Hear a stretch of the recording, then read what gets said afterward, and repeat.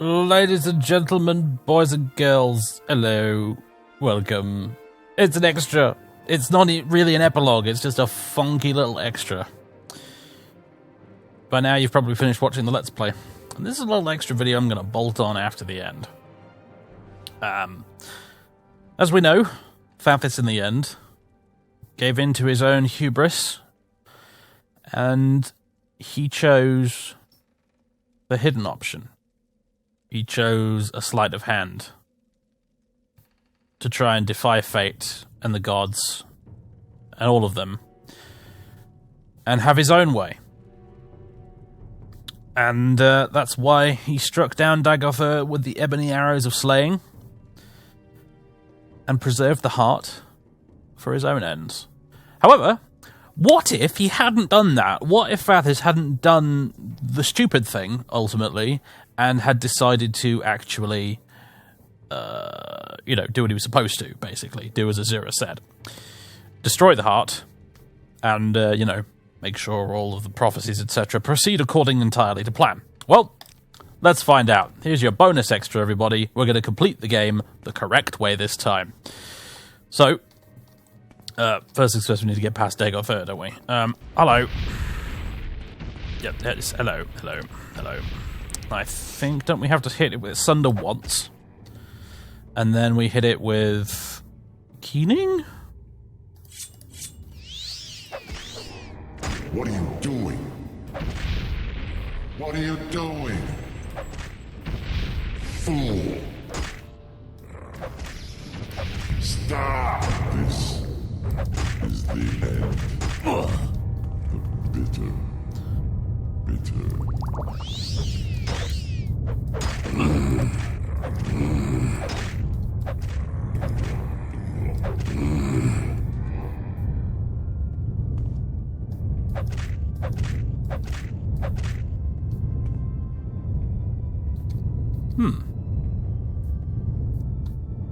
I can't help but notice that didn't really work.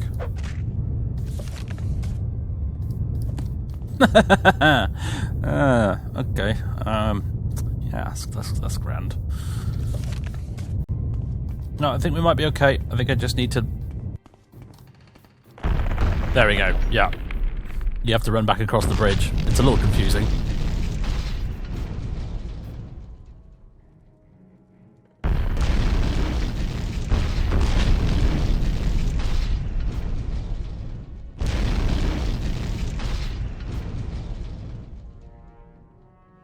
Kulakan is destroyed, along with the heart of Lorcan, everyone. Although the heart seems to be still there. And... yeah, I'm going to be honest with you. My buggy old Morrowind installation is having the last laugh here, isn't it? Really. But, that, as is its right, I suppose. Okay. Right, now we need to get out of here, and this is not the way. You see, it was fate. The heart was not indeed meant to be destroyed. If I got one of those funky potions from Ranos. There we go. Gas bubble. I think we need to go up here. Oh, and I'm stuck on an invisible Akulakan. Very nice.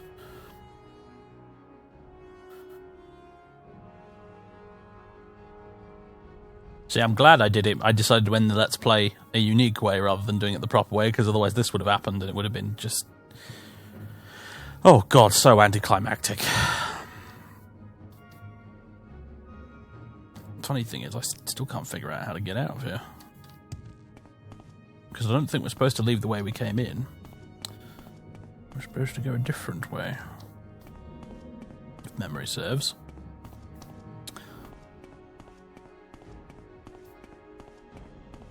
In fact, I'm pretty sure the whole place is supposed to be kind of collapsing around us.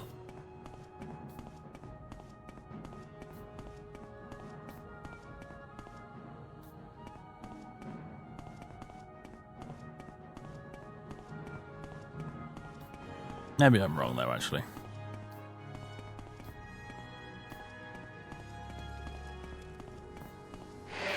Oh no, that's what the Dwarven Crank is here for. Here we go. Can you tell it's been a while since I last did the main quest, folks. And hello, look who it is again.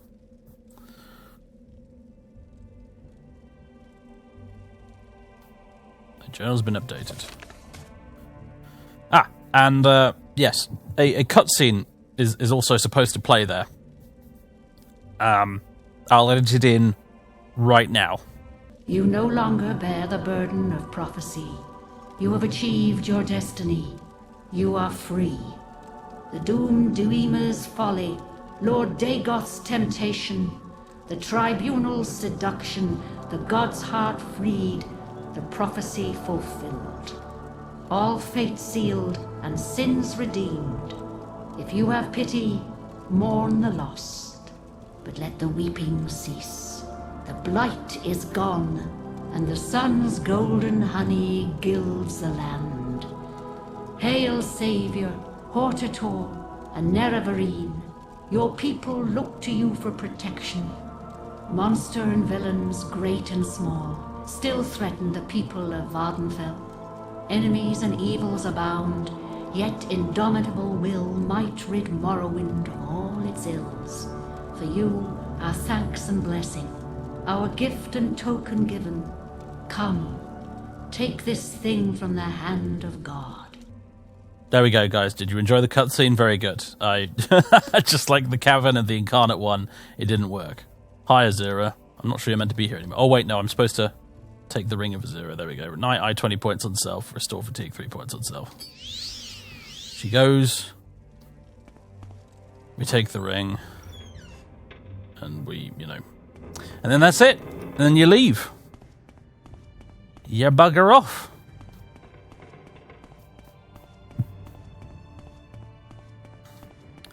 You go back outside, eventually, backtracking the entire way. This is pre-emergency backdoor exit Bethesda we're playing with here, so gotta go all the way. Back all the way up to the top. We head outside, and it's not supposed to be blightstorming anymore. There we go. And that's it. The blight is over. The skies over Red Mountain are clear. The ghost fence will now be turned off, actually. Although with my distant terrain, it will still be switched on. It's kind of weird. You have to manually install a little patch to make the distant ghost fence terrain not be turned on. If you see what I mean. Yeah. You've lost, chum. You've lost. Dagoth there is dead. Get over it. Yeah, as you can see, the distant terrain model is still on, but if we just go ahead and slide all the way down, we'll get a fantastic view from the top of Red Mountain once the blight is gone, of course.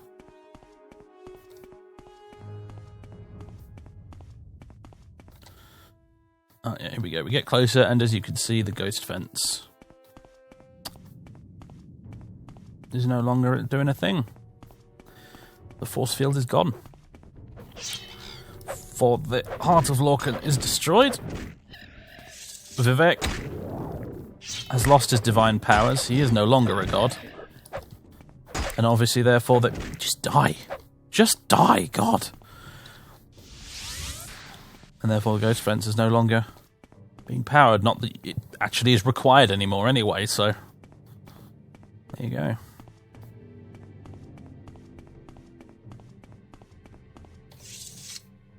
Job's a good one. I believe we can actually go and have a little chit-chat with Vivec. If we want to at this point, if I use the mazed band, I can go straight to Vivec.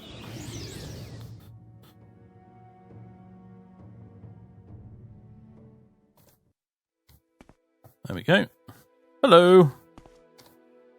The devil is dead and the blight is ended. We believe that the Nerevarine prophecies were false. You have slain Dagoth there and his kin and have proven us wrong. Accept our apologies. Now thanks, Nerevarine. Praise Omsivi, praise the Nerevarine. The devil is dead and the blight is gone. Yes, everybody loves us now. Oh, except for this guy's like, well, you've been lapsed in your duties. That's Sarioni. Faith conquers all, Nerevarine. Bless your breath and blood. Jolly good. Hello, Mr. Ordinator.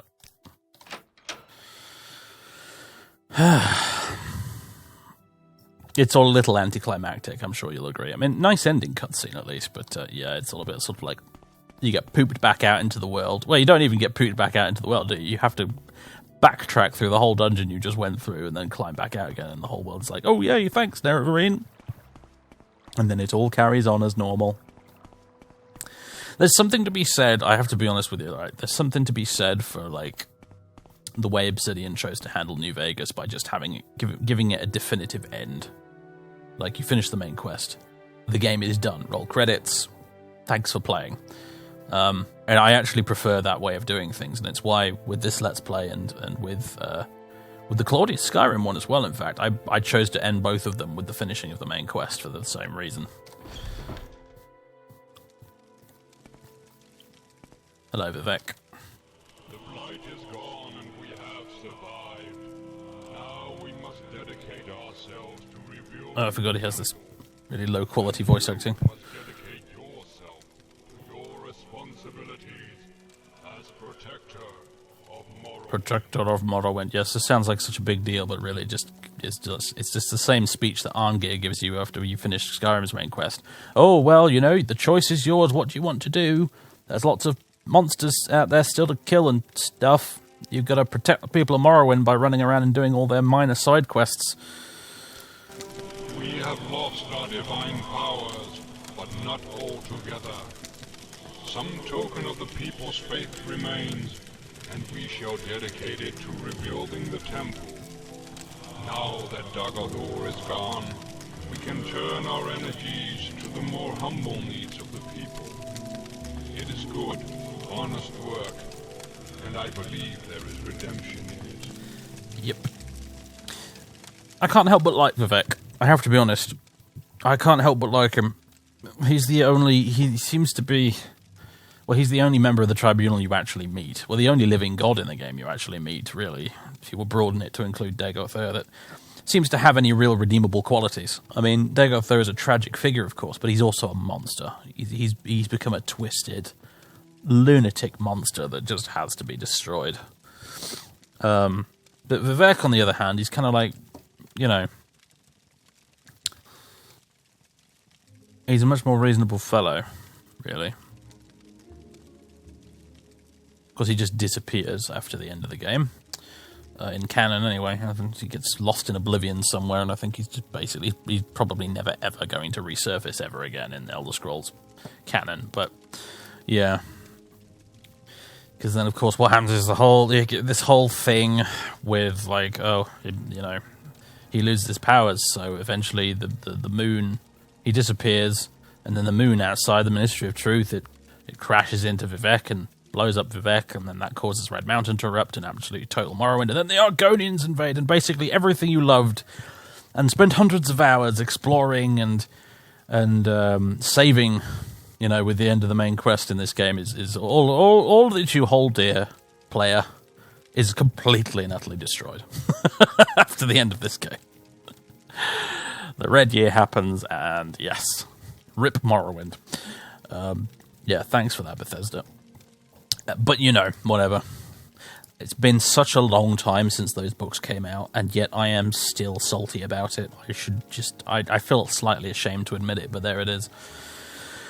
Right. Rebuilding the temple, you say? There are still issues to be resolved between the temple and the dissident priests. And now that our greatest enemy is gone, we must reorganize the temple to meet the needs of the people. He speaks so slowly. We have less need of ordinators, for example, and great need of priests and healers and teachers. Yes. Reorganize the temple. Without the power of the heart, our divine powers diminish. Our days as gods are numbered. I have told my priests I shall withdraw from the world, and that the temple should be prepared for a change.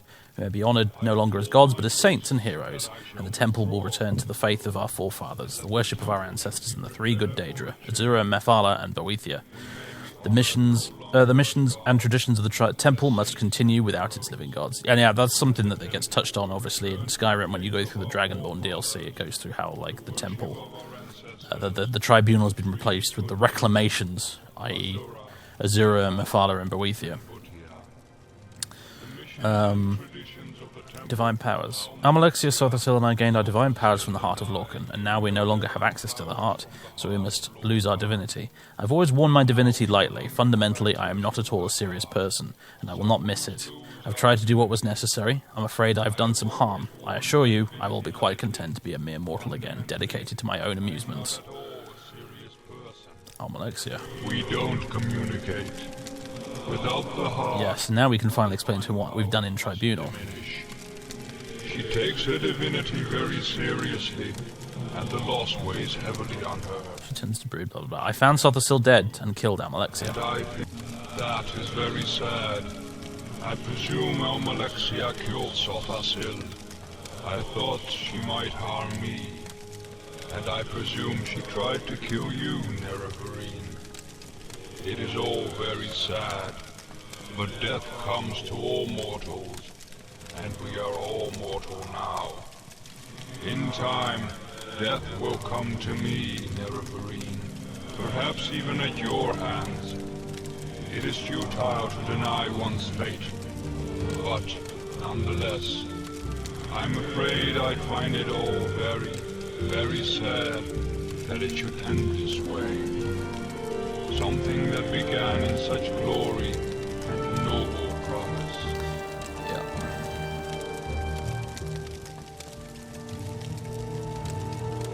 Protector of Morrowind, eh? There is much to do. You still have Kagranak's tools, potent weapons, and the wit and experience of a proven hero. The Tribunal and the Temple are happy to you the duties of fighting the enemies of Morrowind. There are many blighted beasts Here we go, and horrors that have survived and must be hunted down and destroyed. There are lesser monsters and villains of all kinds. I'm sure you will find much to occupy, yes. There are lots of side quests for you to do, Nerevarine, basically is what he's saying. Ah, dearie me. Well, time to finish the video by killing you, I think.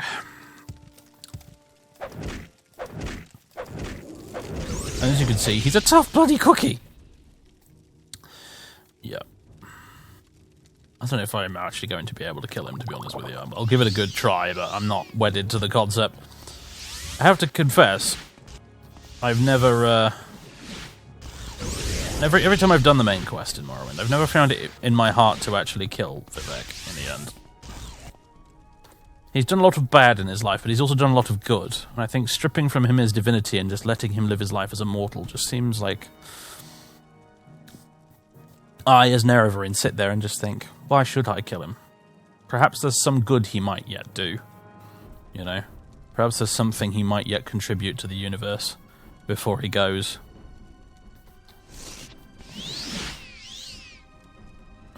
Should we put on the Mantle of Woe? It's just, actually, let's just... where's my Restore Magic at? There we go. The good Restore Magicka.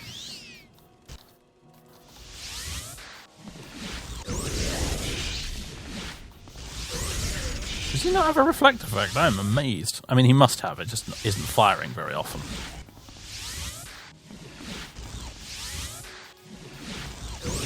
Ow. Oh man, Absorb Health is so broken. Rest assured, the next time I play this game, it's not going to be with a character that spams Absorb Health spells. Oh dear.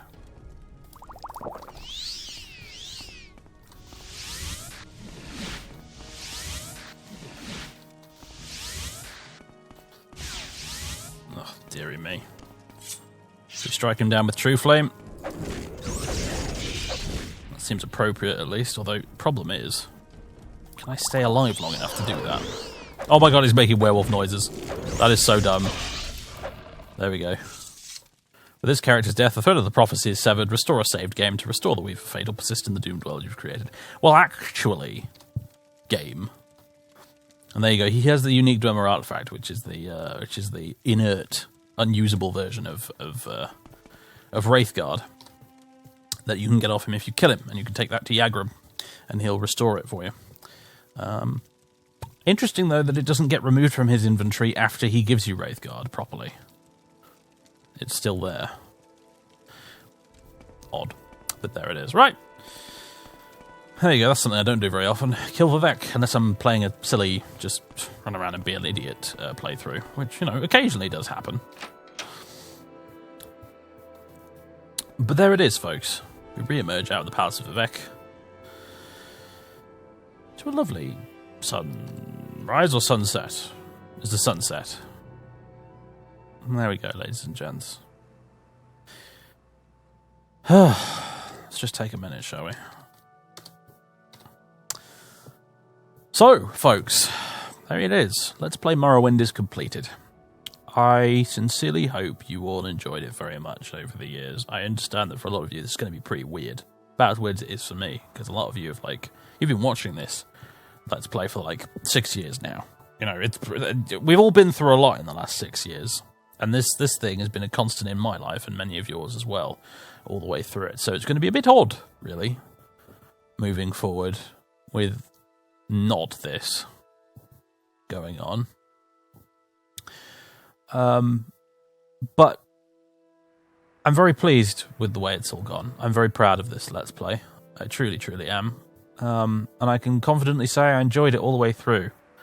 The only other massive project like this I ever really completed was the Claudius Skyrim Let's Play, and that one I had some proper issues with in the latter half of it, as you well know. But this one was something special. Morrowind's my favourite game of all time. It is. It's my favourite game. And I knew the day I started making YouTube videos that my ultimate goal would one day be to, once I felt like I was good enough at doing the Let's Playing thing, and I suspect perhaps I never will be as good as I hope to be at it, but my goal was always to do a full playthrough of this game. Main quest, all the bells and whistles, all the trimmings. And I think I'm very happy with it. Fathers Ulven's been a great character. Evil genius that he is. And he's evil. I mean, he's mostly evil. He's at best a very dark shade of grey. Let's put it that way.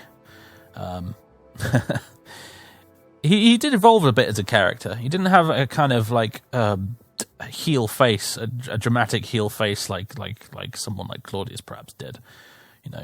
He didn't turn around to repent and seek redemption for his actions or anything like that. But he kind of graduated from being just a completely self-serving bastard,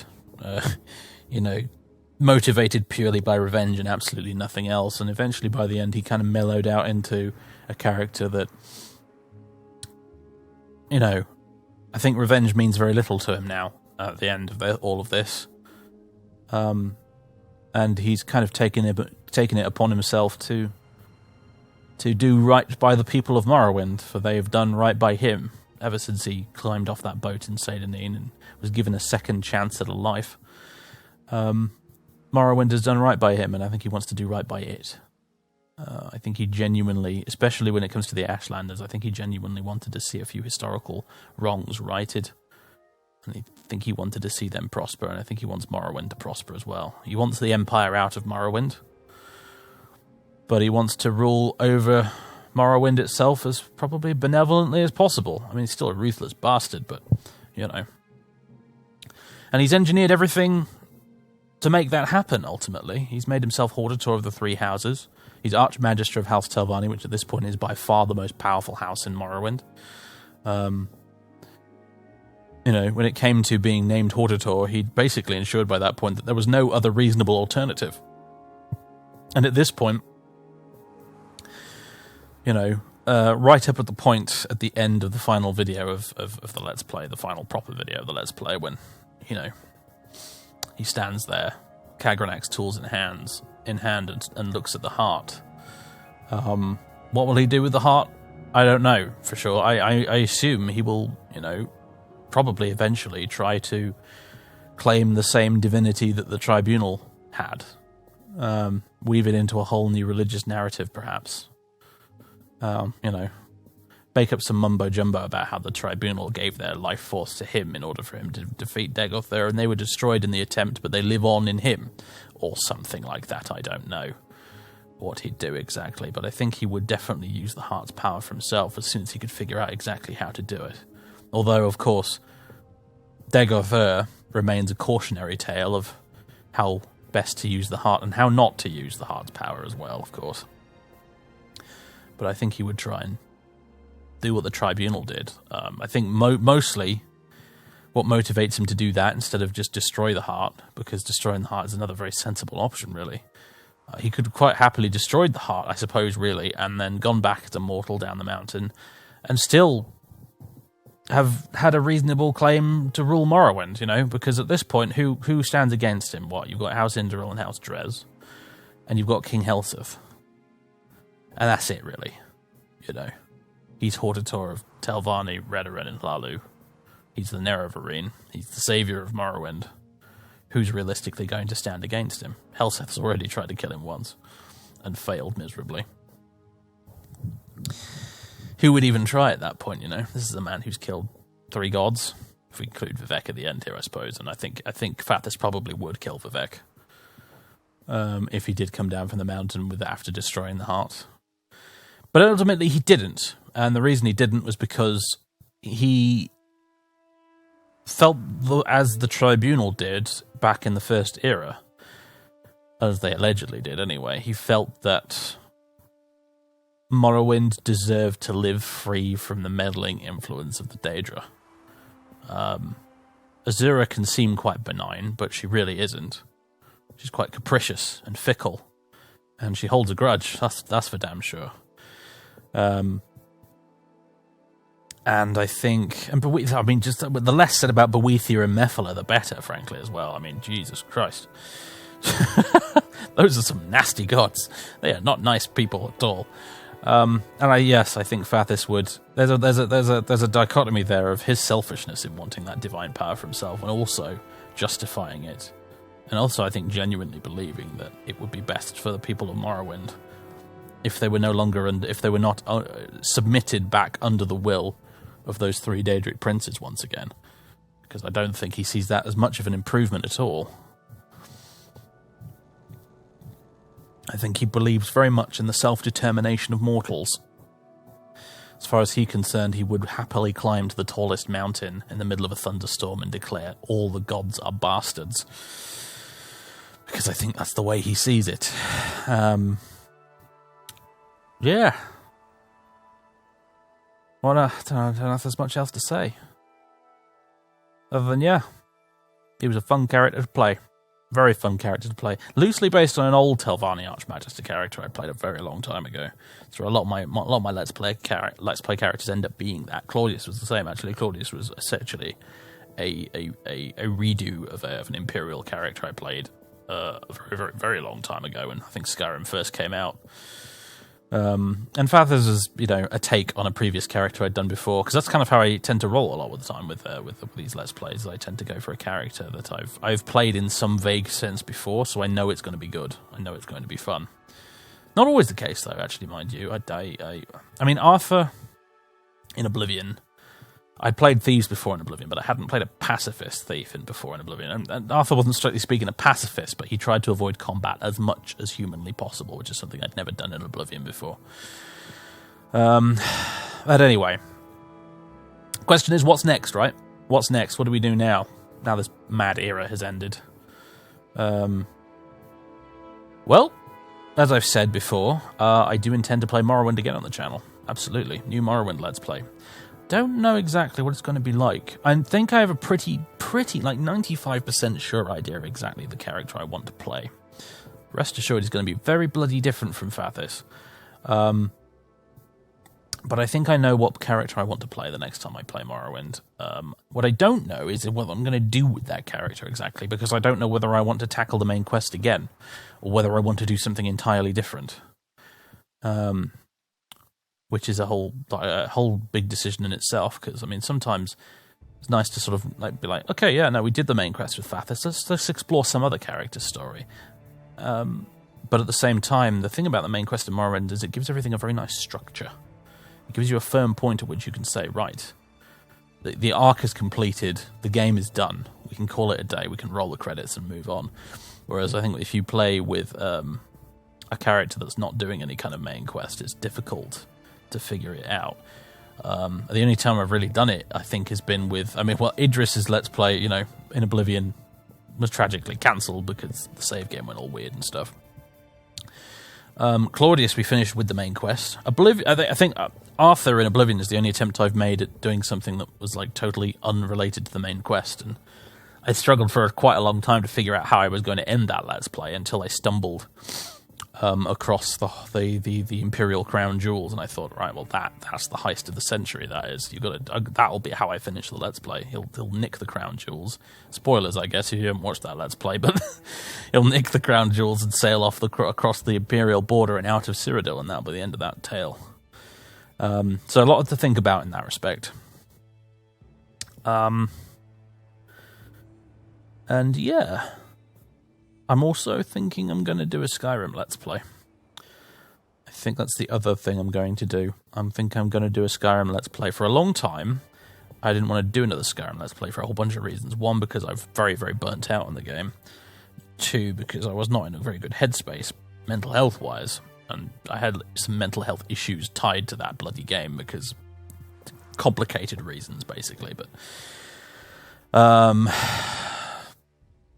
also the issue I had ultimately is that I rather foolishly at the time thought that, well, I don't think I'm going to be able to fit in another Skyrim Let's Play before Elder Scrolls 6 comes out. How wrong was I, eh? As of recording, it sure as shit ain't come out yet, and it's not going to for many years, apparently. So, we're still waiting for flipping Starfield at this point. Oh, goodness me. So, with all that in mind, and now the anniversary edition of Skyrim having recently released, I think I'm going to do another Skyrim Let's Play. Hopefully not quite as long as this one or the Claudius one, but who freaking knows, right? Who knows? Could end up being 8 years long, the next one. But yeah, I think I'm going to do another Skyrim Let's Play, because I reckon I can probably fit one in before Elder Scrolls 6 comes out. So that'll be a thing. With the anniversary edition, with all of its extra bells and whistles. Don't know when that'll happen exactly. Sooner rather than later would be nice, because I kind of really would like to jump in on that. But there's also some I've been, as some of you know, I've been playing quite a bit of Skyrim Anniversary Edition on my own time recently. And there's definitely some issues at the moment, mod-wise, with SKSE and various mods not working totally correctly with the Anniversary Edition just yet. And there's also lots of compatibility patches required as well that haven't really been made yet to make the Creation Club content work with other mods as well. So it's all a little bit rough around the edges. Perfectly playable, mind you, but just, a little rough around the edges, that's for sure. I do miss Sky UI, I have to admit. But it is playable without it, that's for sure. Especially if you're using a controller, which I do prefer to do these days. So yeah, future Morrowind Let's Play, future Skyrim Let's Play, they are both things that are going to happen as we launch into a bold new era on the channel. Much like the eras in Tamriel, I think you can mark the eras of this channel in Elder Scrolls Let's Plays, really, can't you? You can. There's the Idris era, the Claudius era, and now the Fathis era has come to a close at last. But yeah, Skyrim and Morrowind, that's what to expect in the future, along with all sorts of other stuff. Goodness me. Now I've finally finished this Let's Play, there's loads of other little bits I'd like to return to and finish off. So there'll probably be a brief intermission kind of period on the channel between the end of this Let's Play and the beginning of the next big roleplay when I do, but I don't think it'll last very long. At least that's the idea anyway. I like to jump on the new thing and crack on with it. I mean, that's the thing about Skyrim Anniversary Edition, actually. It's like, on the one hand, I could wait until lots and lots of mods are updated. On the other hand, I could strike while the iron is hot, because, the Anniversary Edition is still relatively fresh in people's minds. Because Todd Howard, of course, really throwing a bone to all of the Let's Players out there who play Bethesda content, isn't he? By constantly re-releasing Skyrim and making sure it's vaguely relevant in the public memory. really just paying the bills of people like me, is Todd. By releasing Skyrim every few years. Everyone else is tired of it, and then but everyone like me who makes videos of Skyrim and stuff is like, yep, thanks Todd, appreciate it, dude. You making sure I still have a job. Yeah. Anyway, I don't know what else to say at this point. I'm sure I'll go away, and then half an hour from now I'll think of like a dozen or more things I could talk about, but I guess those are my final thoughts. The cat is now on the desk. He's sat in front of me, between the keyboard and myself. Hello, Colin. What are you doing? Oh, that's the other thing. I think I'm going to tackle Neverwinter Nights as well in the very near future, now that this is squared away. So we'll have digital Neverwinter Nights, Colin, featuring alongside Jingly Bells here. Real life Colin. Yes, your namesake, the panther in Neverwinter Nights. He's who you're named after. I don't know if you can hear him, he's purring. If I get the microphone nice and close to him. No, now he's just licking his paws. Whatever. Hey. You good boy. You good boy. Yeah, that's my microphone. Oh, yep, that's my microphone. You just sniffed.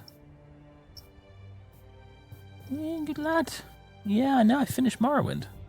I finished playing that silly game that I'm always paying more attention to than you.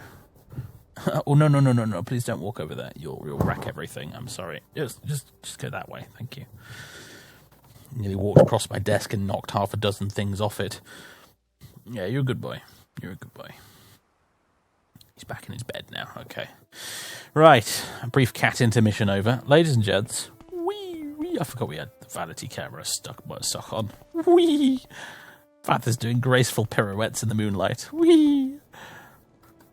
Whee! Woo, woo, woo. Okay, I'm easily amused. I get it. I know. But anyway, there we go, folks. Take one last look at him. The man, the myth, the legend, Fath Sylvan.